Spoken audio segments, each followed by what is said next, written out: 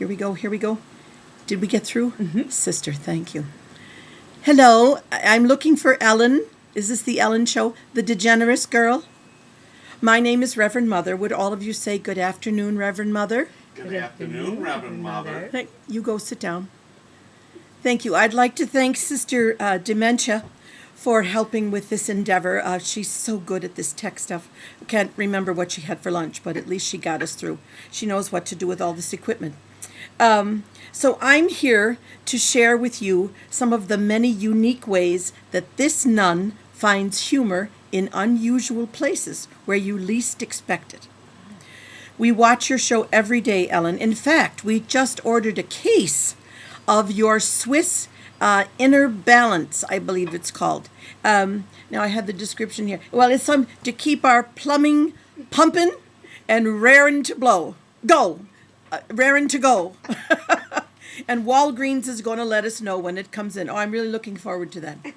So, I thought you'd want to know first, right off the bat, that one of the places where I take humor is to a hospice setting. Now, I know you're not going to expect to hear that, but let me tell you, it is absolutely magic when you're in a room with a resident who's closer and closer to God, and you are reviewing their life for them. Do you remember that show from the 1950s, This Is Your Life?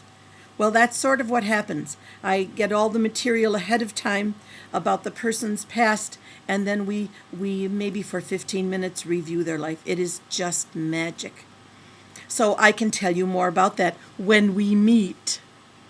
Well, I brought a few things with me from the Reverend Mother boutique, soon to be seen on the eBay, and I thought you might enjoy. These are some of the things that we sell. I usually take up a collection. Now, here's something you're not going to expect to see. A chocolate thong. This is genuine Belgian chocolate made in Vermont. And there's a red elastic string that's attached that you can eat. It's supposed to be like licorice. I don't know why you'd want to eat that, but anyway, the ladies love this, and it's lots of fun. Lots of fun to give to the person that I might be roasting if I'm doing a special roast of someone. Here's another lovely item, and these are new on the market. It's a beautiful necklace. I wish we could zoom in on this. These are beads made from old church bulletins that someone has swirled and glued, and good God, who thinks of these things? Anyway, a necklace made from church bulletins. I have lots of props, but I just brought these three, and this is one of my favorites. This, of course, is something you might remember if you were ever in a hospital, but it reminds me, and I love to bring and wear it if something if there's a reference to the Sisters of Charity, because it does remind me of the old habit. There's so many things I can share with you, Ellen. One of the things, let me see if I can tilt the screen a little bit. You can get a look at my gamp. Some people call me the clown nun, but I have lots of wonderful things on here, lots of wonderful buttons. What would Buddha do? What on earth are you doing, for heaven's sake? And there's another button here. I just love this one. Jesus loves you. Some restrictions may apply. But the most important one, I have a little story with this one. These sparklies right here, they certainly are not part of a traditional nun's habit. But the story goes that I went to Atlantic City with a good friend of mine, Monsignor Tito. Do you know Tito? He's from Syracuse. Well, anyway, he's no slouch, but he's decided to continue his ministry among the wealthy. So he goes with anybody who'll take him on an exotic trip, and he becomes their private chaplain. Now, that's not a bad gig. But anyway, he took me to the casino that the Trump boy had, one of the big ones. It was Trump Castle, I believe, at the time. And we went up to this room where there were hundreds of girls on the stage, dancing and singing their hearts out, and there were lots of little tables there, and everyone had their snacks and their drinks. It was a lovely show, but not much clothing on those girls. You know, this was January, and those girls were cold. You can tell with girls. Dementia. Anyway, I brought my collection basket with me, and I took up a collection for those girls at intermission. I went right down the street to the Salvation Army, and I brought them back little sweaters to wear for the second half. And this beautiful girl, she came up to me. She was a Methodist, and her name was Mary Grace. And she said to me, "Can you see this?" She said, "Reverend Mother, I don't ever want you to forget me. I will never forget you and the kindness you've shown us today." And folks, she gave me one of her pay stubs. No, what is it? Oh, pasty. How did you know it's a pasty? Well, anyway, she was a big girl. So that's the story of and I told her I'd always wear it. So that's why I have this on. Now, if I have time, I'd like to tell you one more story about one of our sisters, Sister Giovanna.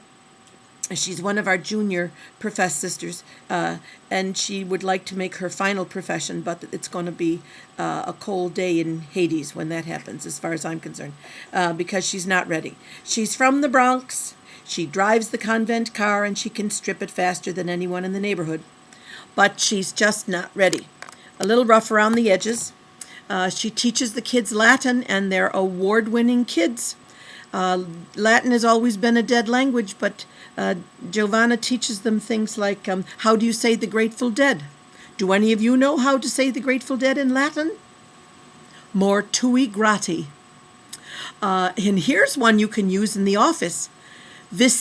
Write this down. Vicissitudines tuis. Vicissitudines tuis. That's up yours in Latin. Did you write it down? Good. Anyway, Giovanna decided that she wants to go into decorating.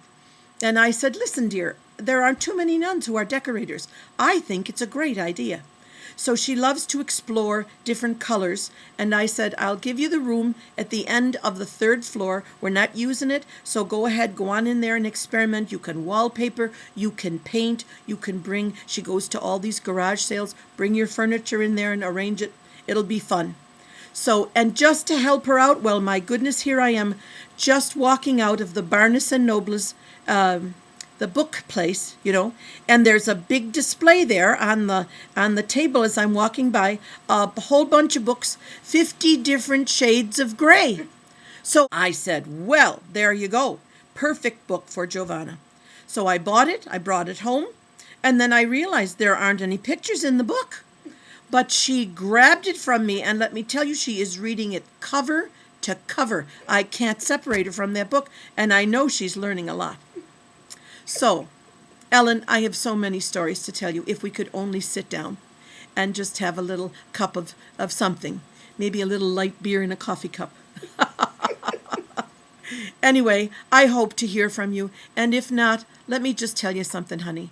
The most important thing you say on your show, even though you have the most incredible guests, and don't I love every one of them, the most important thing you say is be good to one another, be kind to one another, take care of one another. And we love you, Ellen. You are a bringer of light. God bless your buns.